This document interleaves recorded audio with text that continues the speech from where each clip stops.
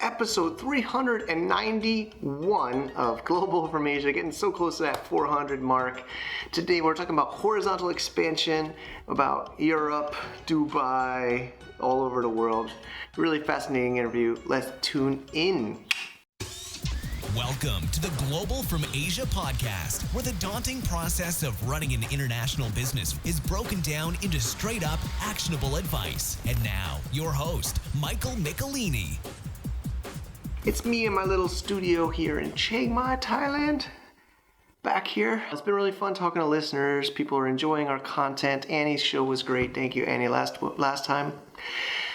This one, we got a really cool one. Nick, he's a seller, kind of low-key guy, and I'm really happy to get him on the show. He's doing amazing, growing his Amazon business all around the world while he's traveling. We met up here, and it was like, man, I gotta get you on the show. These are my favorite kind of episodes. They're a little more kind of like under the radar, people traveling around the world, growing their business, doing a lot of things to happen. Also, I'm inspired to do Cross-Border Summit finally again. Been getting the word out slowly. CrossBorderSummit.com, November 16th and 17th, 2023, here in Chiang Mai. Got a venue lined up, getting everything set up, getting some pretty cool speakers lined up. Ticket sales are not open yet, but pencil in those dates, mid-November 2023, 5th one.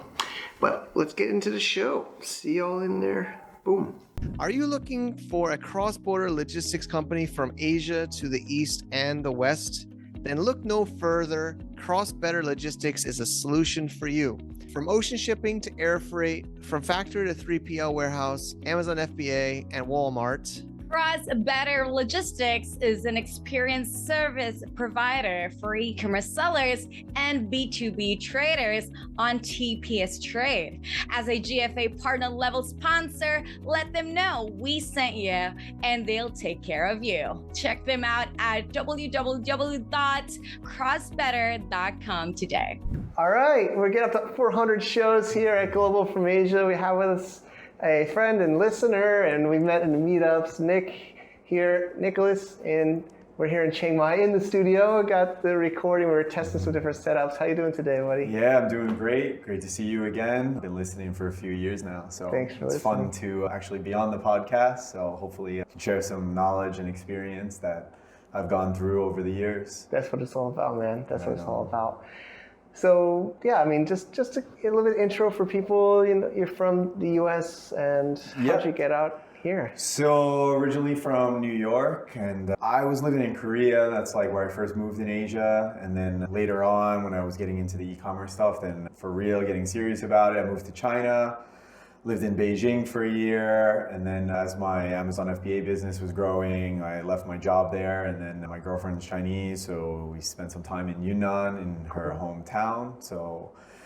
And then that was kind of the home base to travel further into Southeast Asia, and the rest of the world. Sweet. Yeah. So yeah, like kind of talked about it a bit, but like how'd you get into e-commerce? Like what was the reason? Right, well originally, if we go back close to 20 years, Nice. It'll be eBay. I used to sell these Zippo lighters I was able to get basically for free. But I just, I was a bit immature, and the whole sending it out yourself, and I was like, do I have a box for this? And I wasn't any major seller, so I was like, okay, like is this really worth it? So I kind of just quit, and then the whole business side of it went on the back burner, was into other things, and then I had a friend selling on Amazon in 2015, and then he needed to launch another product. He was short on cash. We agreed on a terminal kind of investment, and I was watching and I was like, wait, so you're telling me that we don't actually have to take this product and go to the post office or have UPS come and get it? And I was like, wow, this is a game changer. Like I want in. So that investment worked out, and then I was like, okay, like I felt like I was a little bit late to the party. So I was traveling in Europe, I was visiting my cousin in London, and then I was like, oh, they have Amazon here as well. And I was like, you know what, like I'm gonna start here, because it wasn't what it was in the US yet. It was, you're still seeing like listings with one image, and obviously they're not listening to the reviews and fixing their products. So So yeah, I partnered up with a friend and then we jumped in. So I was in the UK and then I was like, okay, I need to go to China. Started learning Chinese. I took a job in Beijing so I can kind of be in the country to get more samples.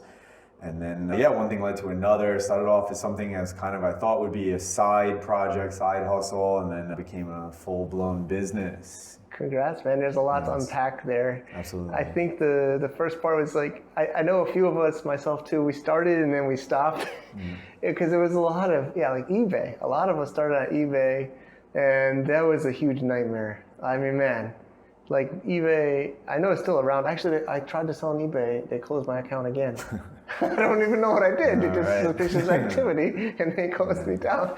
Like, but yeah, I mean, it's just been, 2015. And the second part to say, like what you just said, is you thought you were too late in 2015, right? Like, man, we always think we're too late. Yeah. Everybody thinks they're too late. So I'm just trying to kind of recap those points to the listeners is, we're in 2023 now, right? In January, and then probably 5 years from now, 10 years from now, why didn't I start in 2023, right? It's like you just gotta start. I think that's just something, right? Like we always feel like too late. Even in 2004 when I started, I went to some make money online, and we all thought it was too late to sell on eBay, too late to sell online, like the .com bubble. So I just want to highlight those points that you had said, So you haven't, actually, I have no experience in Europe. I've talked to many others that do Europe, but so you're more specialized in Europe? Yeah, well, we sell, like the one thing we went different than like most people, we didn't keep launching like a ton of products. We like grew horizontally. So we started in the UK, and then one day I saw this sale in Spain and I didn't quite grasp what happened because we never listed the product. So I went on Amazon.es, which is the marketplace, right, the domain for Spain. And I saw our product there and it was like really expensive because it's like the listing price in the UK and then they converted it from pounds to euro. And I made a sale. It was a terrible listing. Like it was like Google, like it was like, now they translate a little bit better, but it was really bad. But someone bought it and I was like, you know what? Like they had the pan-European program. There was 2 different methods of selling like across the border. So like you can fulfill from the UK and it'll send it to, this is before Brexit, so they would send over to the EU. And then, but like it's expensive, the fulfillment fees more than if it's coming from within the same country or neighboring country. In that case, like if it was in France or something. And then, so then you have the whole VAT process. So you need to be VAT registered in all these countries. So basically, in a nutshell, is that if you're not registered if you're not keeping physical products in the country, then you didn't have to be VAT registered. So you could send from the UK. But again, like unless you're like selling something extremely unique, no one's really buying these things. I don't know what happened with this one sale in Spain. So like we're like, okay, let's get registered in Germany and France because that we figured that would be the easiest. We went and pursued that ourselves. And then Amazon had some program to get like VAT registered, and they gave you like working with some companies, and then they kind of paid for you. So initially it was Spain, France, Germany, Italy, and Poland and Czech Republic. They don't have a marketplace in those countries, but because of their location next to Germany, the fulfillment from there, a lot of the products sold in Germany are coming from Czech Republic or Czechia now and Poland. So it's like you got a reduced fee for being VAT registered there. So that was like it. So we're like, okay, let's get registered in these countries, and we start selling, listing translations, and everything for that. So that was the next step. So it was like UK, then like the Pan-Euro program to sell in France, Spain, Germany, Italy. And then we went to the US. So then we're like, okay, in the US. And then next was, I think, Australia, and then the UAE and Canada. I think those are about around the same time. We tried Japan, got suspended, kept going. Like it was like a pro, and then we just kind of gave up on it. And we're like, okay, we're just going to continue with these other marketplaces. So yeah, that was like the horizontal. The good thing about growing horizontally is like you have the images. Like basically, I mean, there is like sometimes like some other barriers, like maybe you need a company, things like importer of record, etc. But it was like, okay, like we have these products, like why not sell them there? Especially like if you're selling in the US, like Canada, it's same language. I mean, there is a French translation as well, but Australia, same language. UAE is actually English, for most, like you can list in English on the marketplace. So yeah, we're like, let's keep expanding. We did like, so I like digging into like a lot of the government regulations and finding the way in and dealing with the whole like taxes and duty and all that. Like that stuff never bothered me. Like I can't say like other people like love launching products. Like I can't say like I love finding new products, but I like doing like a lot of like the admin stuff and taxes and things like that. Yeah. Well, I mean, this is fascinating for me. I mean, I'm only US basically. I've done many different projects, brands, always US. I did try with my first one while I was still eBay seller and barely even in Amazon. I got the .co.uk, the .eu of the bar products brand I did. And it was crazy because I did Google Translate and then I was talking to German customers by Google Translate in email. That was a little bit open to UK company, but that was 2007 or 8. But then I went back to the US. I actually, the worst was my 3PL there was a character issue in the CSV or XML to his warehouse, and I wasn't paying close attention, and it was a week before Christmas, and we found out, and it was like 2 weeks of orders, and then so we basically like almost missed. I think we somehow made it for Christmas, but then we got rained on with like chargebacks and customer support. So I've only focused in the U.S., but this is a really cool strategy to go just. So then you're just. I know people don't like to share their brands online, but it's a highly competitive product, or is we have a few products. We're in sports and outdoors, and yeah, I mean it's definitely competitive. I mean the longest running SKU we have is like over 10 or 11,000 reviews because it's been selling. Some of the other ones in the thousands or hundreds if they're like some of the newer ones. So. Yeah, I mean, that was the strategy. I'd say the biggest disadvantage of like the horizontal growth. So like during like this big boom with all the aggregators. Yeah. So like they all like guaranteed their investors like high growth. And one of the ways they did that was the same thing. They were like, okay, we're going to go over to Europe. Because especially sometime, I can't remember exactly if it was like 2018, 19.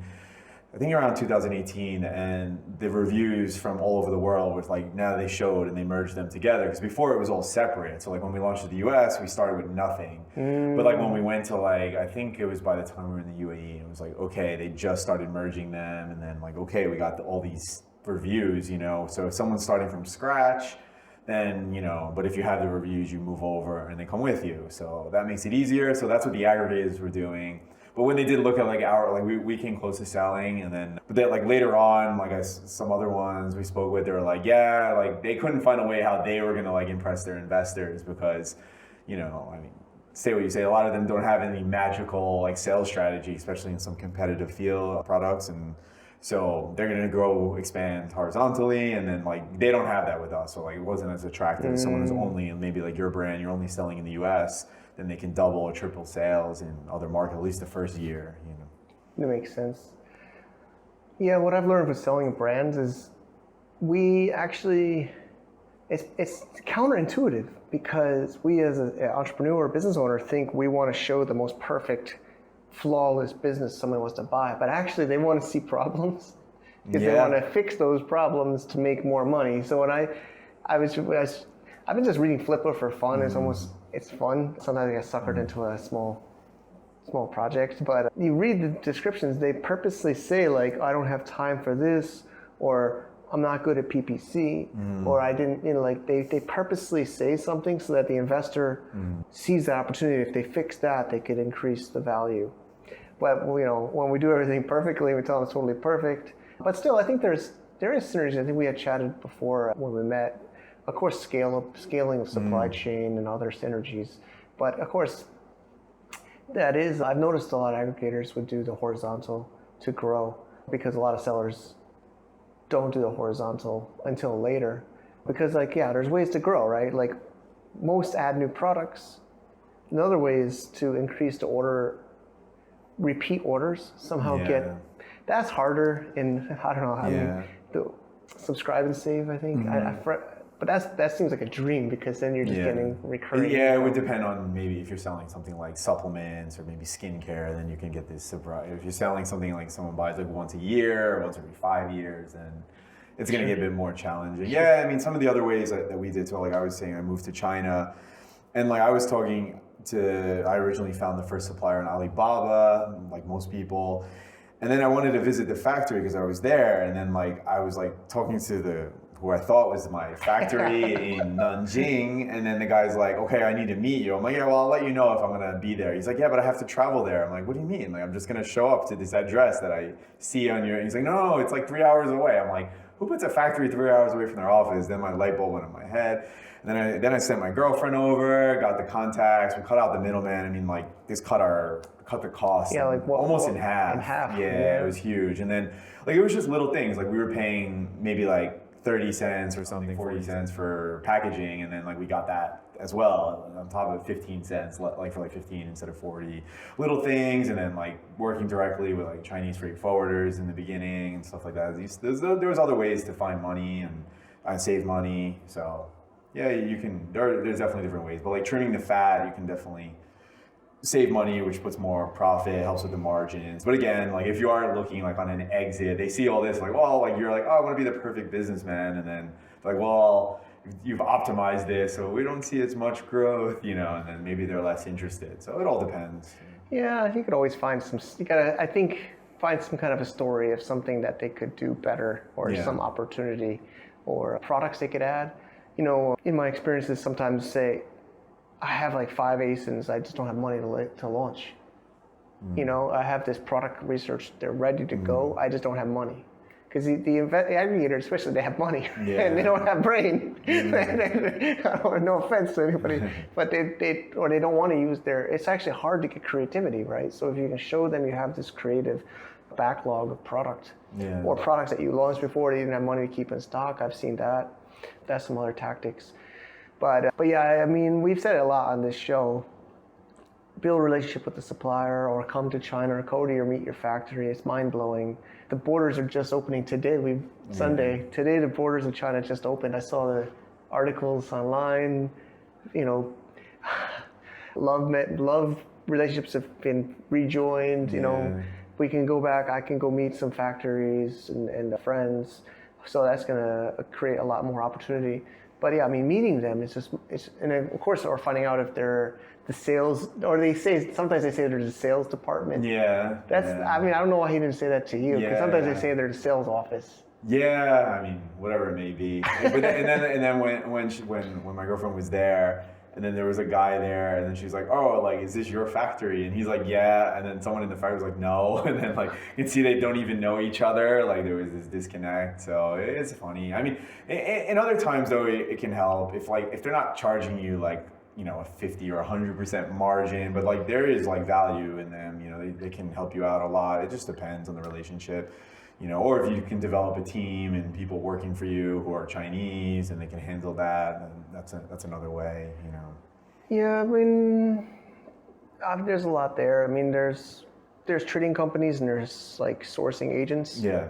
So usually a trading company, I've done that as a service back in the day, and they don't usually want to show your supplier, whereas I like to see the supplier because it just feel more secure, and then they add their on top. Right? Yeah. Like some others, they add it on top. Yeah. So at least you pay them for that service rather than just marking up the goods. Or at least if they're going to mark it up, they tell you put 10%, or some just transparently say they put 10%. Yeah, or and then there's like the other part, like if they're a service, but then if they're just putting it on the price of the product, and when you're importing it, it affects the duty and like the way your invoices are. So there's like that side of it too. That's true. I mean, like you pay. So yeah, like in the case of the US, well, in the US you have like, you know, the duties that went up, if they fall in those categories. So if you were paying 20%, like, you know, you want that on the as least amount as possible. But then, yeah, in Europe, you pay like the duty and the VAT up front, you claim it back, but it just makes it more, less cash flow if you're not doing these exemptions and stuff. True. And then Yunnan or West, is that most of your supplier is there in the West? No, it's actually like the suppliers we have are mostly central China. So like when I was in Yunnan, it's just hanging out there. Then you know, I didn't know anybody there, so I'd stay there. But I mean, I would travel. I've been to almost every province in China. I mean, but like half pleasure. But like I've been all over visiting factories, exploring new products. But it's mostly central China. We also manufacture in Taiwan. We deal with a factory in Taiwan as well. So. Okay. Yeah, like, it's just, it was like a bit of a base. It's not really the best base, like if you like want to go like quickly, because like now they have the train, but it involved like a plane ride, a flight pretty much. So I still haven't been, yeah, but it's a beautiful place. I mean, I've had the food. There's a lot of Yunnan restaurants it's a lot different than. It's a different style of Chinese food and lifestyle. It's more laid back. Yeah, I mean, it's like the way that they're moving on the roads there is a lot more relaxed, more like here. I mean, it's actually just like less than an hour flight from here where we are, so it's closer than Bangkok even. But, interesting. Yeah. So, but yeah, I mean, then COVID happened, and then couldn't go. Like, I was actually there during part of it, and then like I left, and I haven't been back, and yeah, we won't be living there again. So, but yeah. Yeah, I think. COVID, it's been like 3 years now. Seriously, 3 years. I think it's finally over. I don't know. I don't want to say over, but at least the border is opening. It's spreading all over China. I think it's just a delay of 2 years of spreading it, and it'll get past the Chinese people, and world will hopefully be back to somewhat normal. But let's talk about some of I think we learn a lot from mistakes or problems or hardships or the roller coaster ride, right? I love to be able to hear some of the hard things. You always see those success stories of somebody that everything worked perfect, but they don't tell you about the 10 years and the blood and the sweat. So I don't know if you got some blood or some sweat. Oh yeah, there's a ton. One that stands out right now, like we got hit with like a patent infringement, and it was actually like if we read into it, and it was someone else has been like not on Amazon, but they were like going to court over it. It was like a chance we can win it, but it's like you need a lot of money to go to court, and it's like we're gonna spend like tens of thousands of dollars. It's like. So we chose just to like eat the loss on the product, and then so that was quite a lot of time spent, a lot of money, and then you get hit with that, and you're like, okay, we need to be more careful. We thought actually on the product, it was like a modification, and like we were paying attention to the design on the specific thing that we were adding, and there was no patents, but then it was actually the function, right, of the product. They had a patent, and it's like, okay, so, and then we tried, we were like, hey, we'll pay a percentage or whatever, but they just weren't interested, so they weren't willing to work with us, even though other sellers have the agreement and they were paying a fee or whatever, but they weren't interested in licensing out. So damn. Yeah, so usually that was a tough one. Yeah. Yeah, I mean, what else? I mean, some things are harder for. I mean, in a positive light, was like during COVID. In the beginning, we were selling out like 3 months inventory in like weeks, but then like it was like airfare, so we were paying for like air shipments, and it was like crazy amount of money. But like, it wasn't even like okay, like just the profits, because like you spent years like holding these rankings on the first page, and then but then it got to a point like we went out of stock, and there was nothing you can do about it. Like the factories weren't running, or you couldn't get stuff over quick enough, and eventually those like organic rankings that were had, like we worked hard and doing everything we needed to do, like they were gone. So then like the PPC went up, and so that's kind of held over. Like some of the ranking, things changed a lot after that. Like it wasn't the same after like 2019 compared to like 2021, very different because of that in particular. And I spent way more on ads than we did prior to. So that comes with the territory. And yeah, I guess the other things is like on our packaging, or like getting comfortable with the factory and thinking, okay, everything's going to be made well, we don't need to inspect it anymore. And then we get hit with a lot of returns because of like the packaging was like opening and things were falling out. And like this was a big one. Yeah. So yeah, each of those are important lessons. I mean, the patent one, I noticed even some of these, VAs or online Amazon assistants that help do the patent search, but I guess it wouldn't even maybe caught it because the product, you said it was more the process, not the product itself. Yeah, I mean, I think it eventually, like, we didn't do enough due diligence of our own, so we paid for it. Yeah, I mean, the school of hard knocks, but that's the way we go here. And so avoided it. I haven't hit that again. That's good. I mean, a few of us sellers and myself, I've gotten into the copyright lawyers. I mean, you got a patent lawyer, but there's these lawyers. They have. I guess they use some kind of software. They probably have some kind of software. There's probably a lawyer podcast or something. How to make money from Amazon sellers, and they're like scrolling through. Yep. Just even if it's not the product, it's like a background image that they're like the background image that somebody's using of New York City. Okay. And a guy got a $5,000 lawsuit, and he just paid it because he said it's not worth fighting, and he gets settled for $5,000, pays $5,000, locks the account, can't, and then yeah, I mean that's a common one, and then the stock, and then COVID. Man. I remember March 2020 when they stopped accepting inbound shipments. Yeah. That scared us so bad, and there was like a container that didn't get booked yet to ship. Oh, that was a nightmare, but that passed. It's just, right now, I mean, for me and one of our friends, we're scrambling for Chinese New Year. It's so hard this year, for me at least, because it's right after New Year. Yeah. There's such a closed... Yeah, like one of our factories, they're closing down on Tuesday, so it's like 12 for us, which is quite early. So we gotta get this shipment out. So it's on, it's gonna be on the sea for a while. So getting that all out, like getting it organized. We just gotta get it out of their doors, and then at least the shippers are still going. So as long as it leaves sometime this month. Otherwise, you're looking possibly February. So exactly. The Chinese New Year is just so hard to predict, but this year was harder for me, I guess, because you used to have at least until February or late January. Now it's earlier this year. It's earlier. Yeah. So some of the people were just more in holiday mode in our team, and now it's like we're rushing right after New Year's, Western New Year's. So so what do you think is the opportunity now? Like, what do you think is the opportunity for sellers now? Well, I would say the model with what a lot of us started in like 2015, 16, maybe in earlier, was like, okay, you see some weak listings, you got the same or similar product. Maybe you made modifications, maybe you didn't. You put your logo on it, you did the best thing. But almost everyone has good images, videos now, good copywriting. The people are hiring the right people. So I think this taking this, this white label product, putting your brand on it. But I think if you have a product, that you're creating, and I know you had Don Wilder on here, he's making his own product. I think this is the way to go. You need to be making things that are unique or special, get a patent, get your intellectual property rights, and then you'll have a money.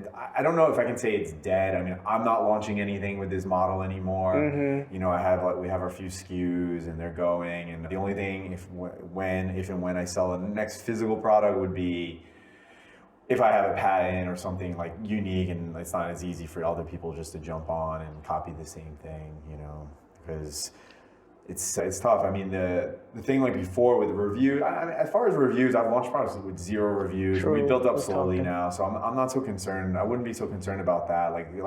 People who are been selling, they're like, well, how do I get reviews? I think that's less important these days. So, which is good, these review farms and stuff. It got ridiculous. I mean, I'd rather not. But the only downside, you figure you get one review out of 100 or 500. Yeah, but you get scared for negative. 495 of the 500 sales are good. Everyone's happy, and maybe 1 out of the 5 or 5 of those are unhappy. One of them leaves a 1 star, but you might only have 3 reviews, and now you're stuck with these image. The product might be dead. It's hard to come back from that. So that's the downside. So I don't really know. I mean, I don't know who buys a product with 1 star if there's something else just like it. So I think it is scary. I mean, it's so scary.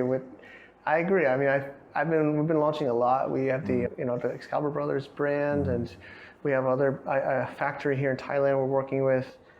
40 ASINs and no reviews, and we did a couple of Vine on a couple of the top ones, but yeah, I mean, it sells without reviews. Yeah. It's scary. Yeah. Everyone always says do PPC with 9 reviews. That was it. Yeah, they were don't do PPC unless you minimum have 5, right, or whatever. Yeah. But yeah, we do PPC with no reviews. But the scariest part is one evil buyer, my friend calls it, is too much power. They have too much power. It can ruin it's really scary. It's so scary. But I think if you have a great idea and you're able to get that idea into the product, to create the product, get it made, then, I guess the other side of that is if it's new and you're revolutionary in some way, then like you don't know if there's demand, right? So we don't know. Like the trick was before it was like, okay, you see the BSR, you're like, oh, this is selling, so I'll just add another one, and then another one entered, and another one, then they saturated. But anyway, that was the difference. So there's a downside, but that's you can get some research and test out, ask people. And, I think for me the opportunity is to make a brand, a complete brand. Mm-hmm.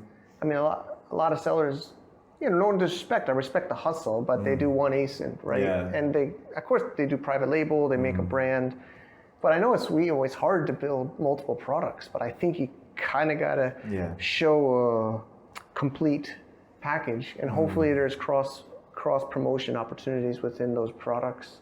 Hopefully and then you can do brand advertising, brand building, influencers. Yeah.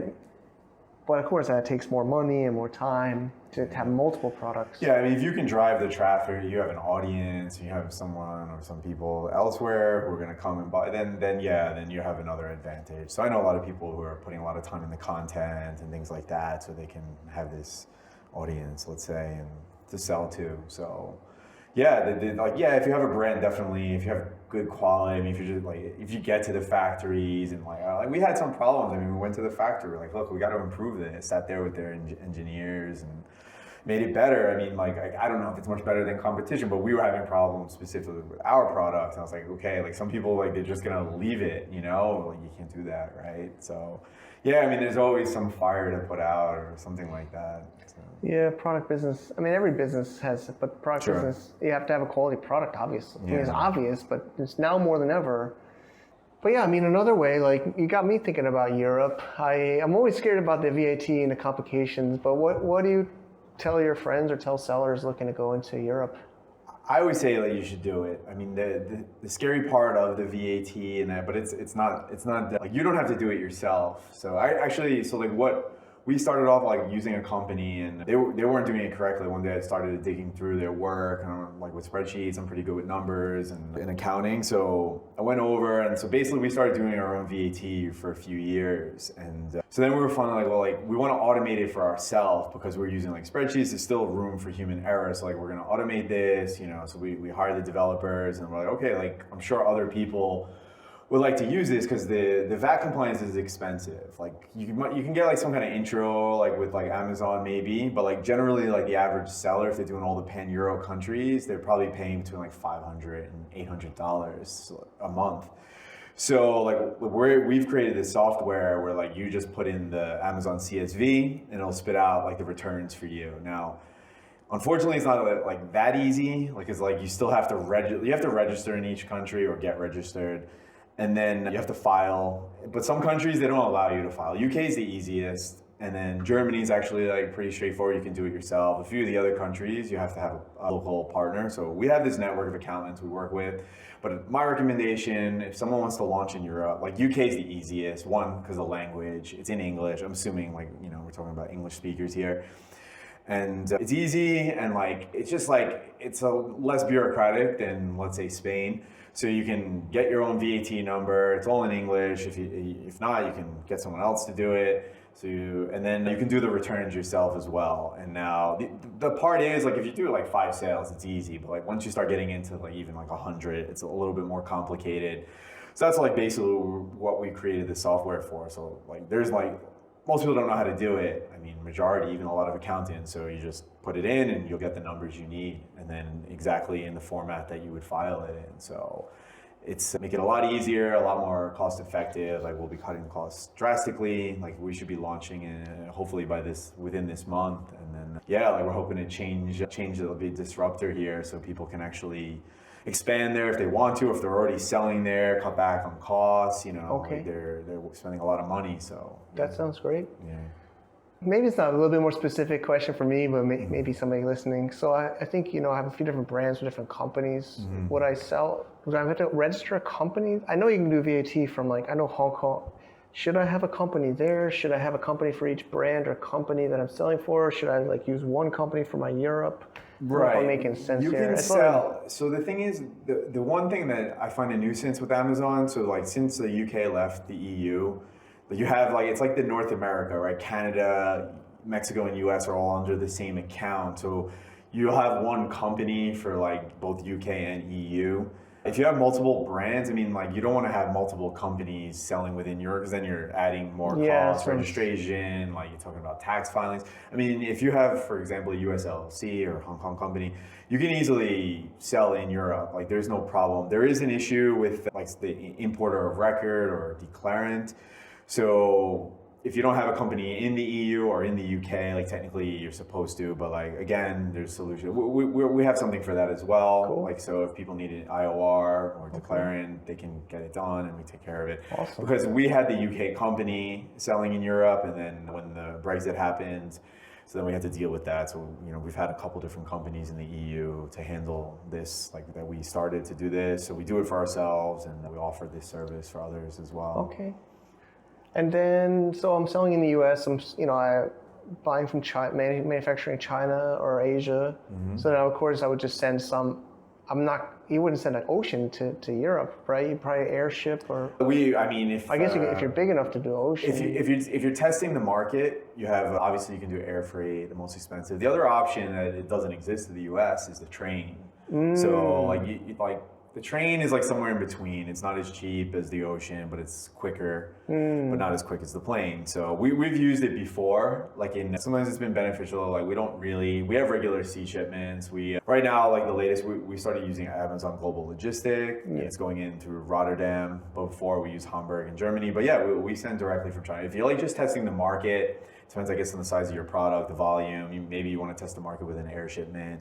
But otherwise, yeah, the sea shipments is the way to go. Now, because of Brexit, you're going to send separately to the UK and the EU. That's just something to keep in mind. Got it. All right, Nick, this has been great. So how can people find, it says maybe next 30 days, the software or connect with you? What are some ways? Yeah, if you're interested, if you're got any questions about VAT and stuff, contact at paneurovat.com. So that would be PANEURO VAT.com, paneurovat.com. And then, if you're also the importer of record, it would be contact at eudeclarant.com. We can put that in the footnotes. Okay. And if you want to reach out to me directly, then you can find me on Facebook with my name, Nick Leconte, NickLeconte. And if you're in Southeast Asia in the next few weeks, I'll be here in Thailand until the end of the month.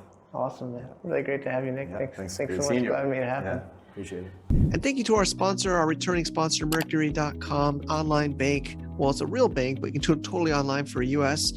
Our Blimp program participants are going through this as well. Thank you, Mercury. Travis is great there. He's been on our show. He's been in our events. We're going to have another event where we will have them attending as well. And if you want to get a little bonus for you and us, if you sign up and do some special circumstances, you can go to globalfromasia.com/Mercury. I also have a video tutorial that we use even for the Blimp people. I use the same exact video to learn how to use it. I hope you can check it out. Totally free. Why not? See you there. Thank you so much for listening and watching. I think there's been some technical issues lately with the show. I don't know, we actually just fixed up our podcast page at globalfromasia.com/podcast-radio, where we link to Spotify, Podbean, Google Podcasts, iTunes. I think there's even others. Of course, we're on WeChat, but of course, WeChat's in its own world. So some people listen on WeChat or Alaya. Really appreciate our listeners in China. I know how hard it is there, and I hope you're having a great Chinese New Year, the year of the rabbit. We will be putting the show online right in the middle of Chinese New Year's holiday.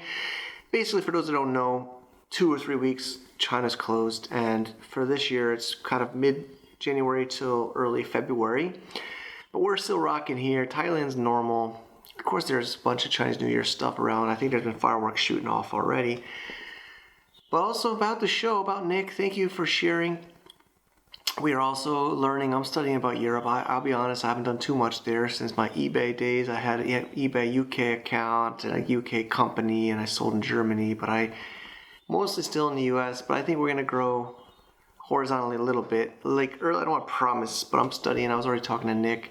Maybe we got to get a little private mastermind for him. Also, I've been spending a lot of time talking to him while he's in town. And we have just so many great people in this community. There's a lot happening, but the most important, or my favorite, is to crossbordersummit.com. Save the date, November 16th and 17th. If you want to be in the VIP, we're going to do a mastermind the day before on Wednesday. It'll be a half day like we've done the last few times. People really like it. And then we have a VIP dinner with speakers and guests. And then the main event is Thursday, November 16th and Friday, November 17th. And with, of course, a full day conference, networking, learning, after parties. And then Saturday, we're going to have a great training day. So if you want to get some add-on training sessions with some of the amazing guests and speakers, you can do that. I'm already seeing some cool comments. I barely even told people. People are super excited already. Save the date, November 16th to the 17th. This is just kind of early announcements, but there's just so much to do, so much to grow and build. But that's what makes life and business interesting. See you later. We already got the show after this is already recorded. Chris Rawlings, a really amazing discussion about growing your brand. In 2023, we dive into AI and just growth and a fascinating conversation. So I am sure you'll like that too. Whether you're listening or watching, I'm trying to fix my hair for this. I just had my lunch, but that's it for today. See you in the next episode. Like, subscribe, comment, share, blah, blah, blah, whatever. We're just making good stuff here, so I hope you enjoy it. And we've been here doing it since 2013. It'll be 10 years this October. Can you believe that? 10 years. Thanks again. See y'all later at globalfromasia.com. Bye-bye. To get more info about running an international business, please visit our website at www.globalfromasia.com. That's www.globalfromasia.com. Also, be sure to subscribe to our iTunes feed. Thanks for tuning in.